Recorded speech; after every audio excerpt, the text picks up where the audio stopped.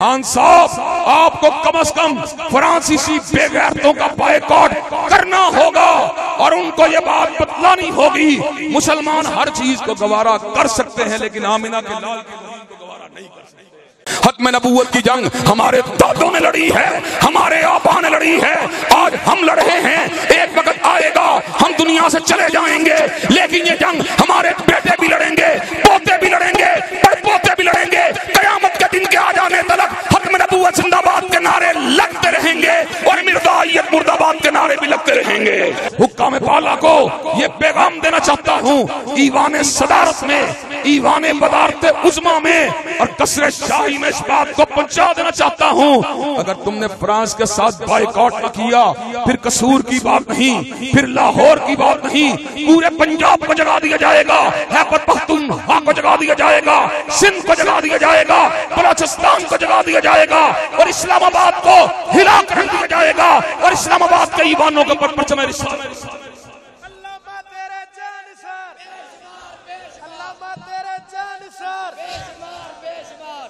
حضرات گرامی قدر،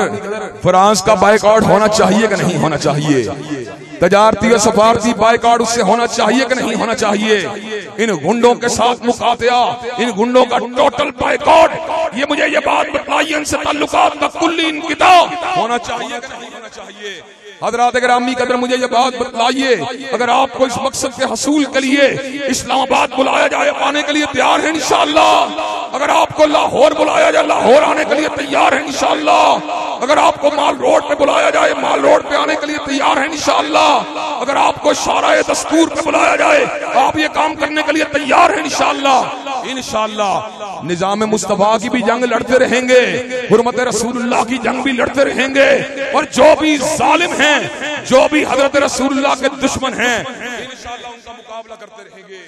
کائنات کے اندر نظام مصطفیٰ کے علاوہ جتنے بھی نظام ہیں ان کو کھڑا کیا، مفادات نے کھڑا کیا، ان کو کھڑا کیا، ضروریات نے کھڑا کیا، ان کو کھڑا کیا، تعصبات نے کھڑا کیا، ان کو کھڑا کیا، جھوٹی خواہشات نے کھڑا کیا، ان کو کھڑا کیا، سفلی عزائم نے کھڑا کیا، لیکن نظام مصطفیٰ واحد وہ نظام ہے جس کو کھڑا کیا رب قدیر نے کھڑا کیا، جس کو کھڑا کیا عزیز و حکیم نے کھڑا کیا، جس کو کھڑا کیا خالق کائنات نے کھڑا کیا، جس کو کھڑا کیا مالک کائنات نے کھڑا کیا، جس کو کھڑا کیا اول و آخر نے کھڑا کیا، جس کو کھڑا کیا شہنشاہ کائنات نے کھڑا کیا۔ اور اللہ تعالیٰ کا لاکھ لاکھ شکر ہے ہم کسی حادثے کی پیداوار نظام کی بات نہیں کرتے بلکہ ہم مصاب حیات کی بات کرتے ہیں جو زندگی دینے والا ہے۔ حضرت علامہ شہید نے حضرت علامہ اقبال کے الفاظ میں اس امر کا اعلان فرما دیا، وہی تیری نہ بیماری وہی نہ محکمی دل کی